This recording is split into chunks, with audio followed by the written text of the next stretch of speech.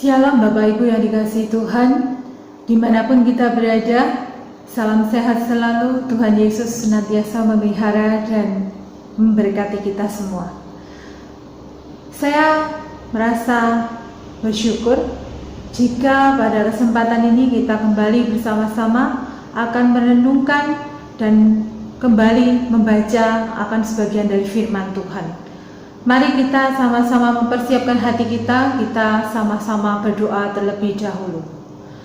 Tuhan Yesus, kami mengucap syukur karena Engkau begitu baik dalam seluruh kehidupan kami, dan biarlah Tuhan saja Engkau mempersiapkan hati kami Tuhan, untuk kami membaca dan merenungkan kembali sebagian dari firman-Mu.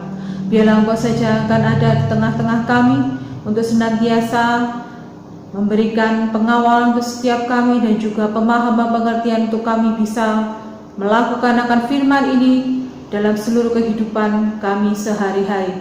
Kami bersyukur Tuhan, hanya dalam nama Tuhan Yesus Kristus kami berdoa dan mengucap syukur. Amin. Bapak Ibu yang dikasihi Tuhan, pada kesempatan ini saya diberikan tema Ku Menantikan Tuhan. Ya, dalam renungan doa Kamis kita pada hari ini, kita akan membaca sebagian dari firman Tuhan yang terambil di dalam Mazmur 130 ayat 1 sampai 8. Mazmur 130 ayat 1 sampai 8. Nyanyian ziarah dari jurang yang dalam, aku berseru kepadamu ya Tuhan. Tuhan, dengarkanlah suaraku. Biarlah telingamu menaruh perhatian kepada suara permohonanku. Jika Engkau ya Tuhan mengingat-ingat kesalahan-kesalahan, Tuhan, siapakah yang dapat tahan? Tetapi padamu ada pengampunan, supaya Engkau ditakuti orang. Aku menanti-nantikan Tuhan, jiwaku menanti-nanti, dan aku mengharapkan firman-Nya.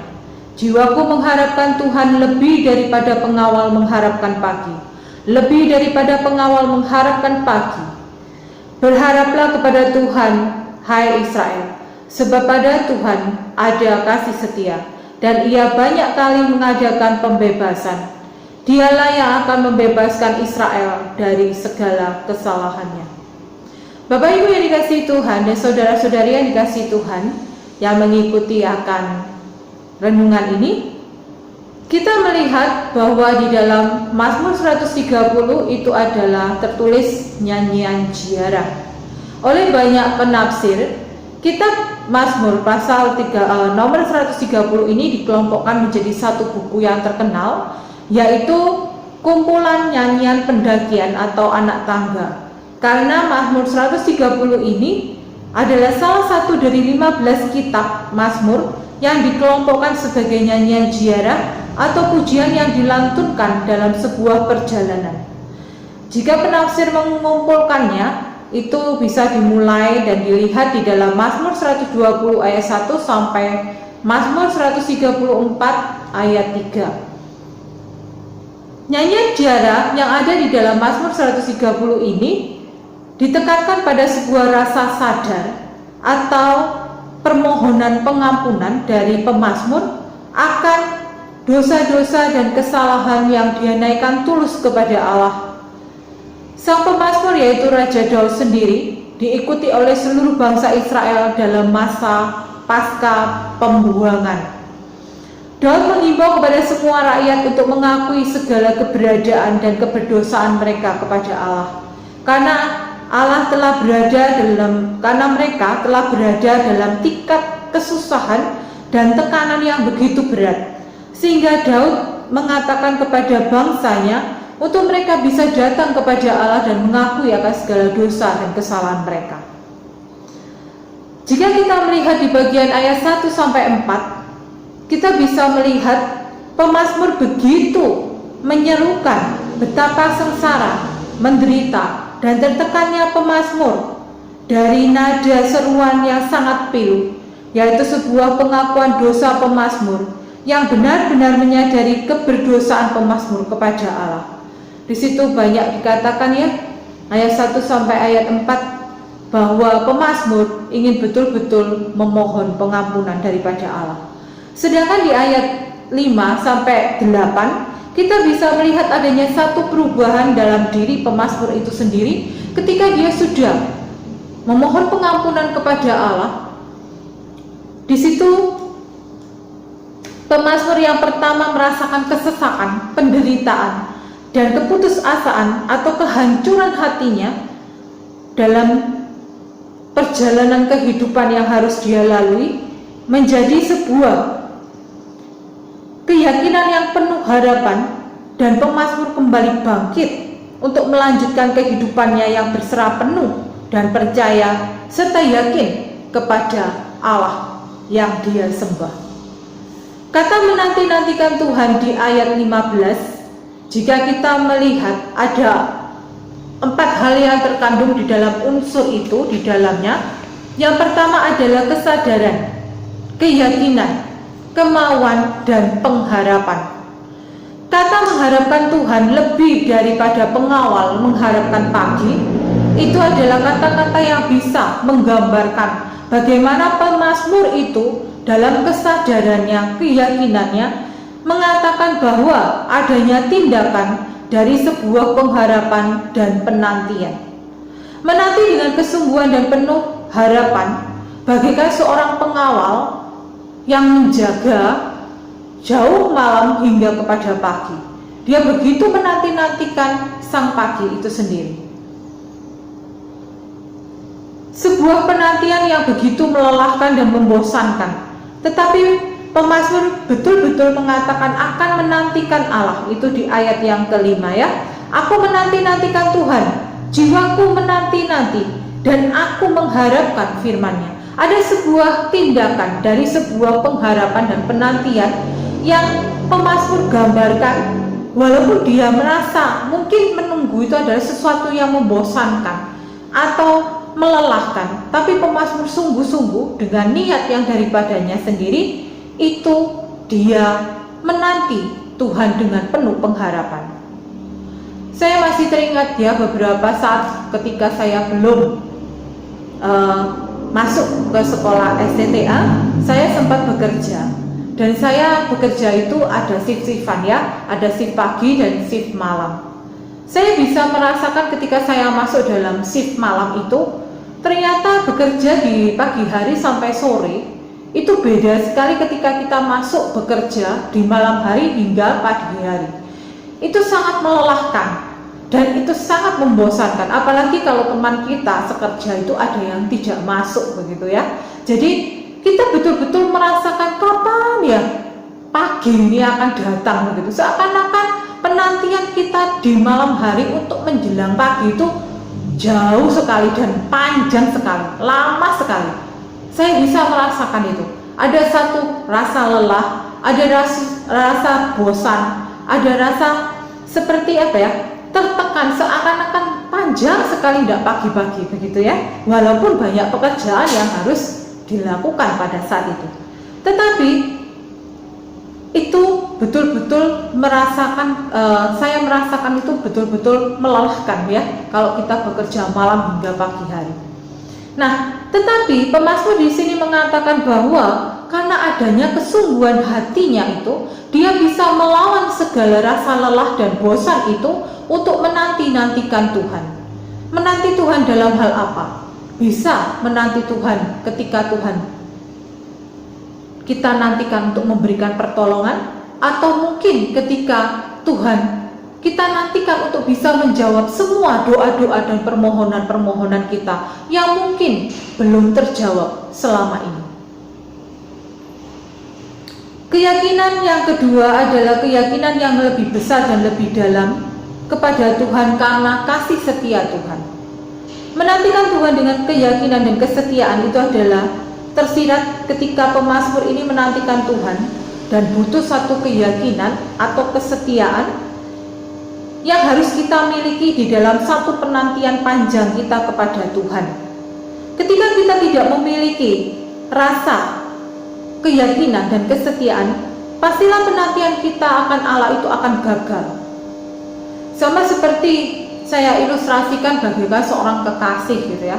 Ketika mereka menjalin hubungan, kemudian mereka harus melalui long distance atau hubungan jarak jauh, maka seorang kekasih itu akan mengatakan, tunggu saya datang ya, saya akan bekerja dulu sampai berhasil, kemudian saya akan datang kembali.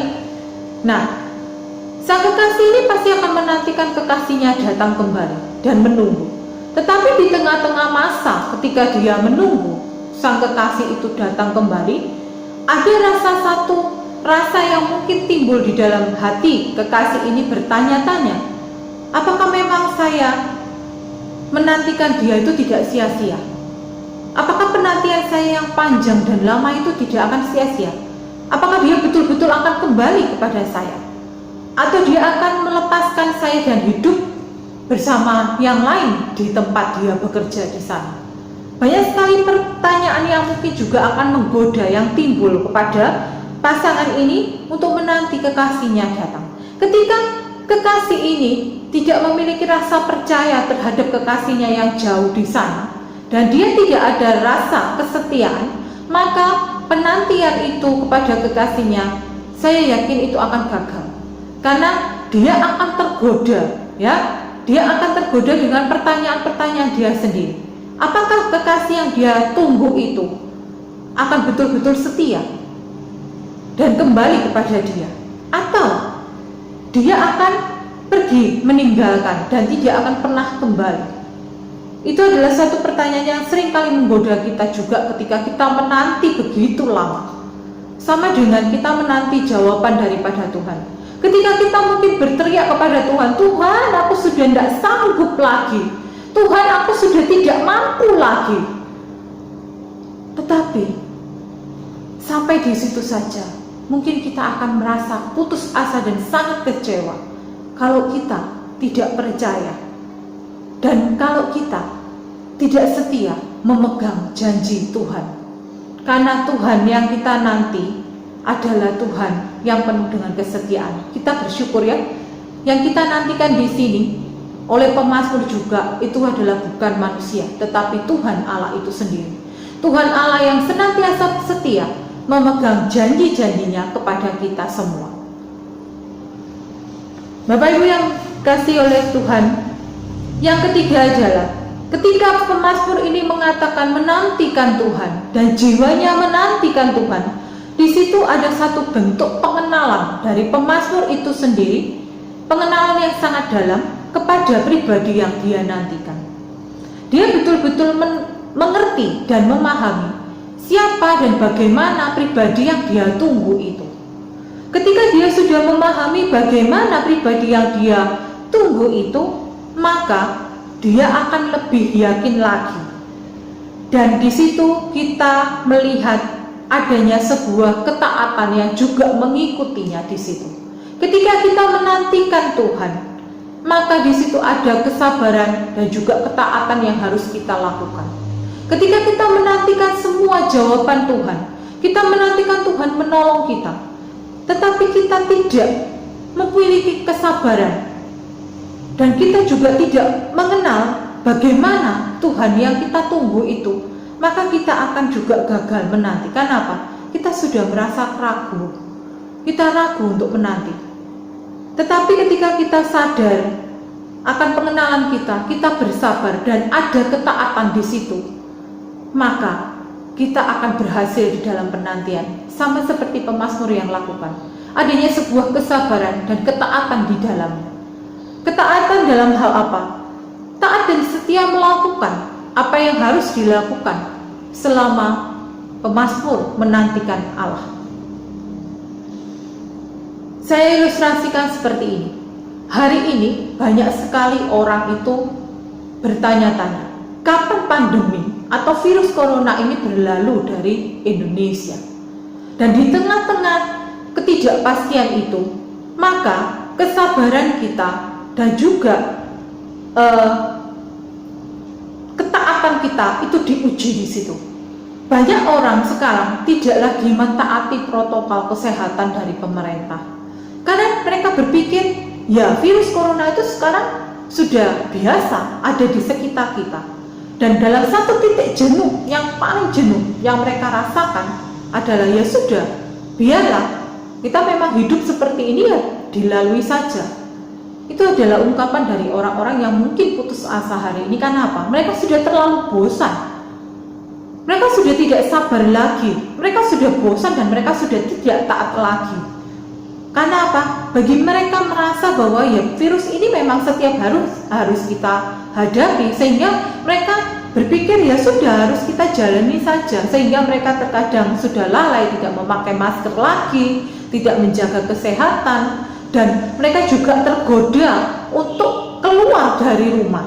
Padahal pemerintah menyarankan untuk jika tidak terlalu penting kita tidak keluar gitu ya, kita harus tetap tinggal di rumah. Tetapi manusia merasa terlalu jenuh, terlalu bosan, harus belajar di rumah, sekolah di rumah, bekerja di rumah, cari uang juga harus di rumah, begitu ya. Semua di rumah dan ketemu dengan orang-orang di rumah itu sudah merasa jenuh mereka, sehingga mereka pun ingin tergoda sekali untuk pergi jalan-jalan lagi dengan teman-temannya, kemudian makan dan ngopi kembali dengan rekan bisnisnya atau keluarganya juga, jalan-jalan, refreshing, tamasya, begitu ya. Sehingga banyak sekali orang melalaikan protokol kesehatan hari ini, karena bagi mereka ya itu memang seperti kebiasaan sehari-hari, makanan sehari-hari kita ketemu dengan corona hari ini.